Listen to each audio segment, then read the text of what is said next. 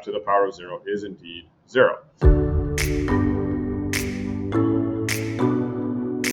Been getting a lot of questions about slope fields, so I figured I would just do a couple more questions on that. So today we've got this slope, or this differential equation. The dy dx is equal to x to the power of 4 times y minus 2. Now, the first thing usually you're always going to get asked for these, of course, is to sketch the actual slope field, and then from there be able to determine what is the particular differential equation. So they'll give us some kind of parameter. But to begin with, what we need to do is just take our field here, our Cartesian plane, and fill in some slopes. So there's a couple of easy things that we should usually start with. And we can see right off the bat here that if x is going to be equal to 0, 0 times anything is going to be 0. So our slope is going to be 0. And so we can put in all of our slopes that are showing 0 at anywhere that x is 0. Now, likewise, if y is 2, we're going to get the exact same thing. That's a little bit hard to see, isn't it? I might have to make that a little bit thicker. Let's go with there. There we go. That's better. Okay, so now we can see that we've got all of these points in here where we have a slope that is 0. Now, for the other ones, we just need to plug in our points, right? So if I look at this guy down here, I've got that y is going to be 0 and x is going to be 1, or x is 1, y is 0. Well, if x is 1, it's not really going to make any kind of a difference here. It's just multiplying by 1. And if y is going to be 0, we're just going to get a slope of -2, which means we basically want to line up a slope that's going to go from this point up here down to our point of 1, 0, because that would be a slope of -2. Now, likewise, if we go over to this point here, if x is -1, when it's to the power of 4, it's still just going to be 1. So it's not going to change anything. It's going to be the exact same slope that we just did, right? It's still going to be -2 because y is 0 and x ultimately turns into a 1. Now, likewise, let's move up. We can see that this thing is going to be symmetrical about our y-axis here, or we can at least infer it. And so if I move up to this point 1 of 1, I'm going to put those in, and I'm going to get that if x is 1 and y is 1, that the 1 obviously isn't going to change anything, and here we're going to end up with a -1, and so ultimately a slope of -1 this time, so less steep than it was before. Now, we can see that again, if x is -1 instead of 1, it makes no difference, because when it's to the even power here, it's going to just work out to a +1. So we can get these slopes, which are, of course, symmetrical. Now, when we move up here, we can kind of infer that it's probably going to go up in this direction. However, we always want to confirm. So again, if x is 1, it's just 1.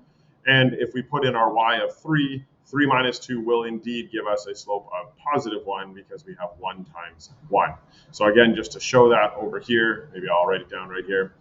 We've got x is going to be 1 to the power of 4, and we've got that y is going to be 3.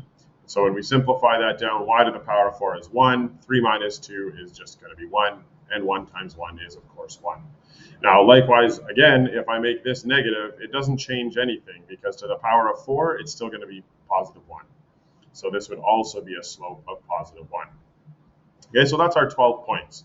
Now, sometimes what they'll do is they'll ask us to kind of infer some things about those slopes, usually being, where are they 0, where are they positive, where are they negative, because those are things that we can easily generalize.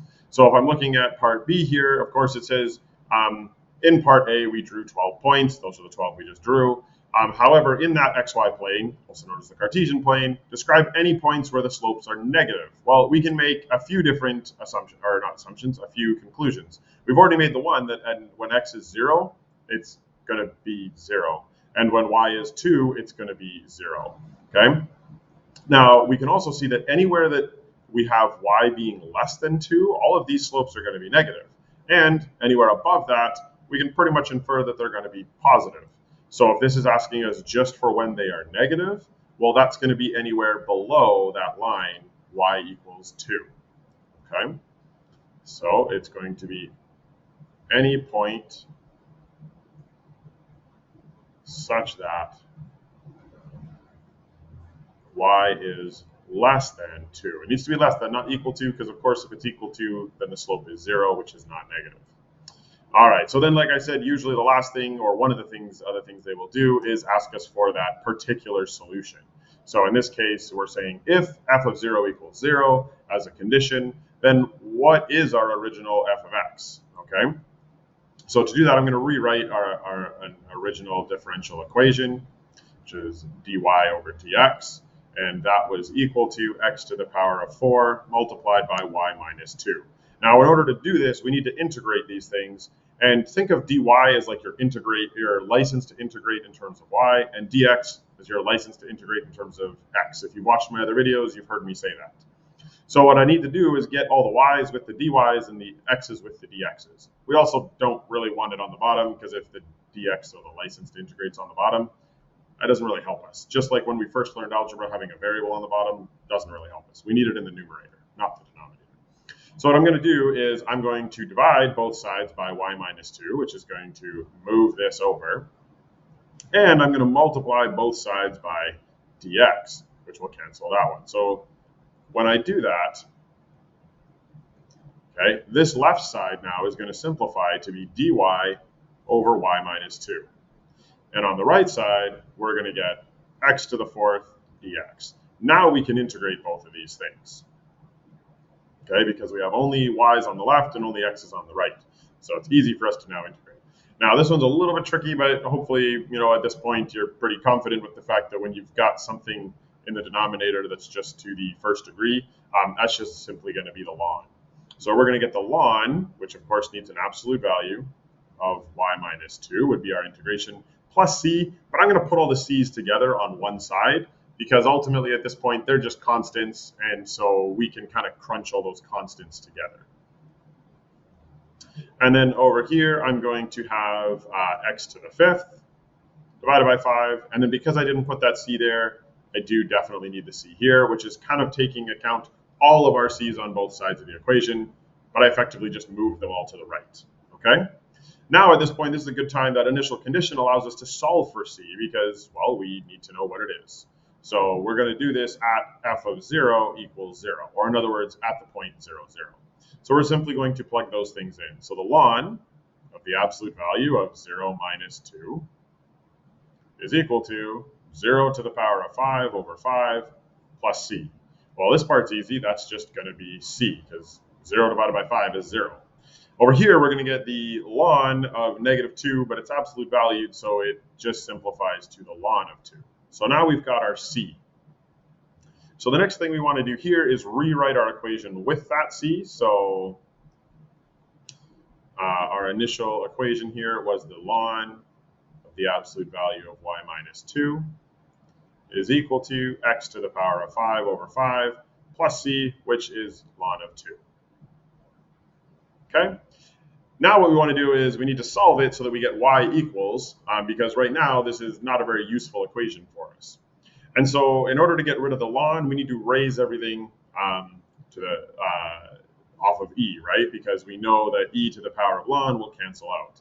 So what I'm going to do is raise everything on this side and raise everything on this side. Why? Because these are going to cancel, and I'm simply going to get, I guess I don't need the bracket anymore, the absolute value of y minus 2. Over here, if I'm adding things in the exponent, that's the same as multiplying them. So what I'm going to do is split this into two separate exponentials. And the reason I'm doing that is because now those two are going to cancel. So that's going to help me simplify that right-hand side. Because now it's going to be equal to e to the power of x to the 5th over 5. And then this is just a 2, so multiplied by 2. Which, going forward, I'm probably going to write that in the front, because it's easier where you're more used to seeing the coefficient being in front, not behind. All right, now, next thing we need to do is work with the fact that this gives us two different cases, right? We could have it as y minus 2, where everything inside here is positive, and it would be equal to 2e to the x to the 5th over 5. Or we could end up where everything inside there is negative. So in other words, we flip the signs of those two. So y becomes negative y, negative 2 becomes 2. Still going to be equal to 2e to the power of x to the 5th over 5. And then what we need to do is make sure that, again, these satisfy our initial condition. So if we want to make sure that f of 0 does indeed equal 0, well, if I put in 0 here, I'm going to get negative 2 equals, and e to the power of 0 is going to be 1, so 2. Well, that clearly doesn't work. So f of 0 does not equal 0 in this case. So we have to throw that case out.